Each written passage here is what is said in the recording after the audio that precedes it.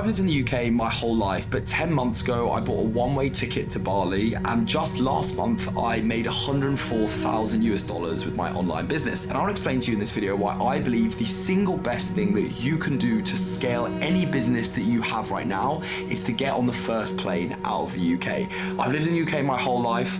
I like England as a place, but I believe it is the single worst place to build an online business. And in this video, I'm going to explain to you all of the reasons why I believe the only reason I had my record month last month is because of that flight ticket that I bought. I used to be a strategy consultant in London. I used to work a 9 to 5 up until literally this time last year, 12 months ago. I decided to quit that all, get on a flight and live in places like Bali, like Cape Town, like Dubai, and it was the single best decision that I made. This video is going to be controversial. People are not going to like this, especially if you're sat in the UK right now. But if you are someone who is feeling stuck, feeling like they don't know how to grow their business, feeling like they want to start a business, but they're stuck in the UK around the mindset of people there, then this video is for you. And I'm going to give you so many reasons to why I believe it was the best decision that I made. The first reason I think is probably the reason that you know, which is the culture of the UK. Because I don't know about you, but I found every time I was talking to people about business ideas that I had, about how I wanted to grow and how I wanted to grow a business, how I wanted to live a life of financial freedom where I could be happy, healthy, rich and free, I found that every single person around me was just criticizing me. They were saying, you know, posting on social media is cringy. Why would you ever want to do anything but stay in a stable job? Your family, your friends, all telling you the same thing. You come to them with ideas and they're always the first thing that they say is something negative, always something negative. Whereas in America, in other countries around the world, in places like Dubai, in places like Bali, someone is always working out how you can make your idea work. Whereas every person around me was just trying to tell me why what I wanted to do wouldn't work. And it got to the point where I stopped even telling people about my business ideas. I even go back now, I went back 2 months ago, and I just stopped talking to people about my business. People at parties will ask me what I do, and I just don't even tell them what I do because I can't be bothered to have to explain, to then get the negative kind of questions, the negative comments about the industry and the world that I live in. Because people in the UK just don't seem to understand or want to support people around them. And that was something that I was shocked to find, but it's impossible to build a business, or it's like rowing upstream to build a business where everyone around you just wants to criticize what you're doing. And I actually looked into this, and I believe that it's because there's something in the UK called tall poppy syndrome, which is where the idea that, you know, when someone rises their head above everyone else, when someone says they want to do something different to the standard 9 to 5 that you and I both know exists very heavily, especially in places like London, when someone wants to do something different and someone may get a bit successful, the tall poppy syndrome in the UK is where people basically look at that person above them and they shoot them down. And let me ask you this question. How many successful Brits, and when I say successful, I mean happy, healthy, rich and free, people who are doing very well, probably financially, but also have some fame, how many Brits do you know who have actually stayed in the UK? Very few, right? Most of them either moved to America, they moved to Dubai, they moved to Australia. A lot of people I know are moving to Sydney and living that lifestyle.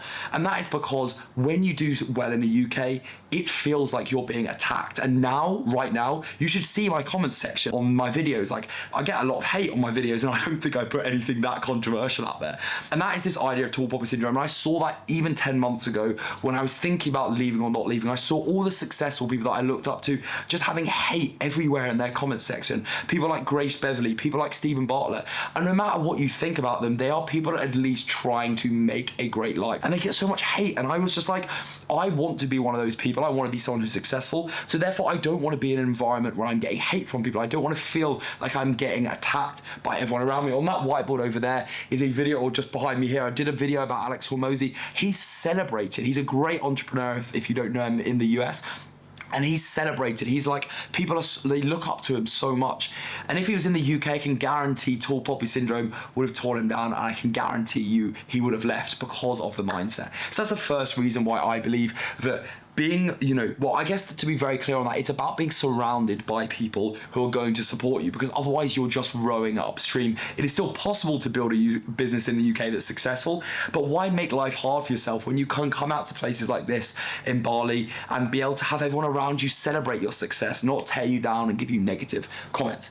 The second reason though, and I think this is becoming ever more important than when I first said it in January, is the financial issues in the UK. There's a few things that really apply here, but one massive thing is tax. And don't get me wrong, I truly believe if you live in the UK, you should of course be paying UK tax. But if you're paying 40-50% of your income straight to the tax man as a business, then the thing is that is what that money can be used for. And me leaving the UK has allowed me to be able to invest my profits that would have been put into tax back into other things, not flash Lamborghinis like you might think, but actually into hiring staff, buying software, paying for ads.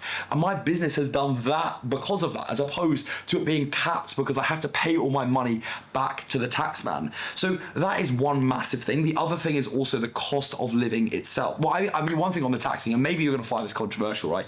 But I also believe that, do I really honestly in my heart of hearts believe that the UK tax money is going to the right places?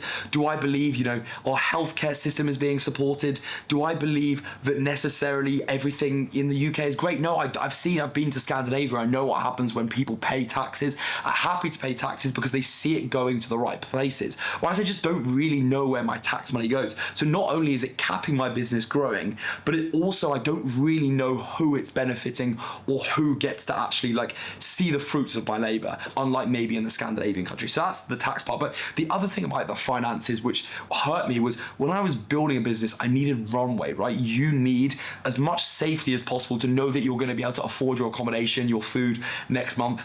And that's why I moved to somewhere like Bali, because the living costs in London, even in the UK, but in London particularly, are ridiculous. You are paying £1,500 minimum for rent. Food costs have gone through the roof. Trying to have any sort of nice meal out, it's going to cost you 50 quid minimum. All of these things just add up, and it means you either have to spend loads of money to kill your runway, or you end up basically just having to live an awful life. Whereas out here, I can pay for my washing to get done, I can drive a scooter around that costs me no money. Even in Dubai, you can live a relatively cheap lifestyle as well if you want to as well. But the UK, you are forced and obliged to have a very expensive lifestyle because everything costs so much. And that's why I loved living in places like here, like Bali, like Dubai, like Cape Town, because of the cost of living, the runway it gives you. The amount of people I know who are living 9-to-5s and they're living paycheck to paycheck. Some of the most, I went to Durham University where there's quite a lot of, intellectual people, if I do say so myself, and they're getting some of the best jobs out of university, and even they are living paycheck to paycheck because of how expensive it is to live on that hamster wheel in London life. So that's the second reason why I believe you can move to a cheaper country, or you can just leave and move your business to another country, remove the taxes, remove the high living costs, and it gives your business a much better chance of surviving. The third thing I believe is so important is just the environment you live in, because of the fact that, I talked about the culture, but actually the environment you live in is so important as an entrepreneur. You need to be surrounded by people doing the same thing as you.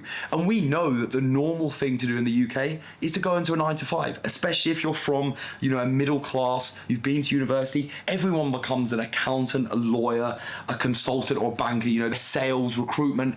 Probably everyone went into that world. And I just didn't want to do that. I didn't want to work for someone else. And that's just not the normal thing to do. And I call it the cafe test, which basically shows to me, if you're in the UK, you turn to your left or you turn to your right. And what is that person going to be doing who is on the left and right of you? They are probably going to be in a corporate job. They're probably not going to want to speak to you. So that's the problem with the UK. Whereas if you're in the Bali or maybe Dubai or Cape Town, you turn to your left or your right, you're almost guaranteed to speak to someone who's doing their own thing, especially in somewhere like Bali. Almost everyone's an entrepreneur, and having that entrepreneurial community around you, I guess in the first point I was speaking about toxic environments, but having that entrepreneur community where the norm is to build a business is incredible when you're starting off or scaling your business, because everyone you speak to just knows what you're doing. Everyone knows that you're going to be working on weekends. Everyone knows that you can't go out drinking every single night. Everyone knows that you're going to be working, you're going to have to make sacrifices. Everyone knows that you're going to have to post content. I actually flew my head of sales Morgan out here, and he saw someone filming themselves in the gym, and he was like, that's just pretty normal here, isn't it? I was like, yeah, I didn't even think about it. Whereas in London, if you see people filming themselves in the gym, you know, people are looking, it's a bit weird, it's a bit strange. Here, it's just very normal that someone walks down the road or is in a gym filming themselves. And that environment is so conducive to growth and basically being able to build yourself and normalizing what is not necessarily the normal path. And I love that part as well. And the fourth point that I wanted to touch on, which I think is so specific to the UK, is the drinking culture. Currently, I'm living with 4 or 5 entrepreneurs, about 5 entrepreneurs, and none of us drink. None of us drink. None of us even think about drinking. We all get up at 6 in the morning. You might find that insufferable, but we all get up at 6 in the morning, get our coffee, get our steps in, and build our businesses. And there's no room in that life for alcohol. The biggest thing I found with the UK, and every single time I have to go back, is that everyone just wants to get smashed the whole time. The only thing that people want to do is they want to go to the pub. It seems like the only thing that people do to socialize. And it is getting a little bit better, but the pub culture, the drinking culture is incredible. And the default for you probably know, is to go out and drink and have a pint with your friends or something like that. And I just found that was impossible to escape from. Even when I go back now, it's the default thing that people do. And I just don't want to be in that culture, because drinking, I believe, when you're scaling your business, is one of the biggest things that's going to prevent your growth. I found that I gave up alcohol for 6 months, with the first 6 months I was building my business. And I think it's one of the biggest contributors to doing that 6-figure month last month, is actually being able to dedicate hours and hours and hours to building your business, not getting knocked back by big late nights, not spending loads of money on alcohol. I believe alcohol is an absolutely awful thing to do or to have in your life if you're building a business. And the UK has a drinking problem. Let's be honest. The UK has a big drinking culture, has a default drinking culture that just can't be escaped. And that's why living out here, it made me go sober, because no one really drinks, or a lot of people don't drink. And it forced me to challenge my beliefs on alcohol. And then when I go home to the UK, yes, I'll have a drink or two now, but in the past, I didn't touch alcohol. And it's just nicer to not be around that environment. So that's why it's nicer to leave and be able to be around people who don't do that. And that's why I believe that leaving the UK was the greatest decision I ever made. And I believe you should as well if you want to scale your business.